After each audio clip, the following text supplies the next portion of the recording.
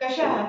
मी psychologist रेजा शाखा। आज एक क्लायंट करत होते, तर दिवसभराचा अनुभव खूप चांगला होता। पण शेवटी असं झालं की माझ्याकडे एक व्यक्ती आली आणि त्याने सांगितलं की मॅम मला पॉर्न बघायची सवय लागलेली आहे। माझ्या भावना ह्या मला खूप त्रास देतात। काहीही झालं तरी मी पॉर्न व्हिडिओज बघतो। तर ही सवय चांगली आहे की नाही? कारण की मला काहीही झालं तरी मी फक्त पॉर्न व्हिडिओज बघतो।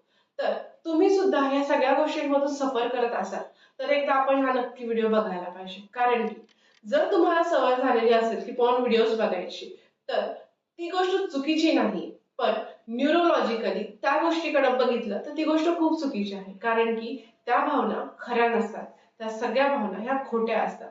त्या आपल्या मानसिकतेवरती परिणाम करतात, म्हणजेच फेक डोपामाइनसाठी त्या आपलं काम करायला सुरू करतात।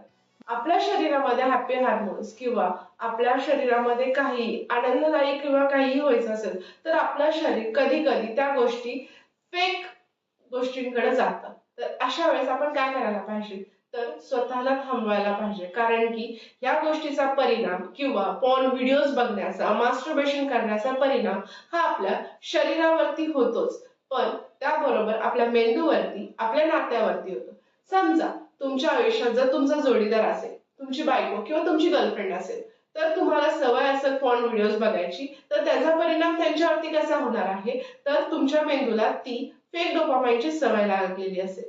त्याच्यामुळे तुमच्या बायकोला किंवा तुमच्या गर्लफ्रेंड बरोबर तुम्ही ज्यावेळेस शारीरिक संबंध करणार आहात त्यावेळेस त्यामधून तुम्हाला सुख मिळणार नाही, त्याचा परिणाम तुमच्या नात्यावरती होणार आहे। त्यामुळे जेव्हाही तुम्हाला असं वाटेल की आपल्याला पॉर्न बघायचं आहे किंवा आपल्याला काय करायचं आहे, तर अशा वेळेस फक्त एकदा आपल्या आजूबाजूच्या वातावरणाकडे बघायचं आहे, आपल्या ह्याच्यावरती परिणाम काय होणार आहे या गोष्टीचा विचार करायचा आहे। जेव्हाही तुम्हाला असं वाटेल की ही गोष्ट थांबवायची आहे किंवा ह्या गोष्टीला मी कसं थांबवू, तर फक्त 3 सोपे उपाय आहेत जे तुम्ही करायचे आहे। एक, लोकांमध्ये मिसळा, किंवा तुम्हाला जास्त गोड खायची सवय असेल, साखर खायची सवय असेल तर ती टाळा। त्याच्यामुळे आपल्याला फेक क्रेविंग्स होतात, त्याच्यामुळे आपल्याला ज्या काही गोष्टी लागत असतात त्या सगळ्या गोष्टी चुकीच्या आहेत हे समजायला लागतं। किंवा जिम जॉईन करा, शारीरिक एक्सरसाइज, मेडिटेशन, योगा, कुठलाही मैदानी खेळ खेळण्यामध्ये तुम्ही कुठलेही मैदानी खेळ खेळा, जेणेकरून तुम्हाला त्याचा फायदा होईल। त्या दोन्ही गोष्टींचा जर तुमच्यावरती परिणाम होत नसेल तर वेगवेगळे छंद जोपासा, आवडीनिवडी जोपासा, त्याच्यामुळे आपल्याला एक खरा आनंद मिळतो, आपण खोट्या आनंदाकडे जात नाही।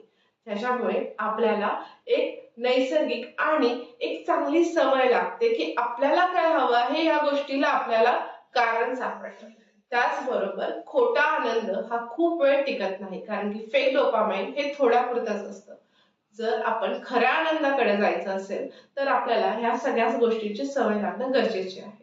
त्यामुळे या सगळ्या वाईट सवयींपासून दूर व्हायचं असेल तर स्वतःचं मानसशास्त्र समजा आणि चांगल्या सवयी लावून घ्या। धन्यवाद।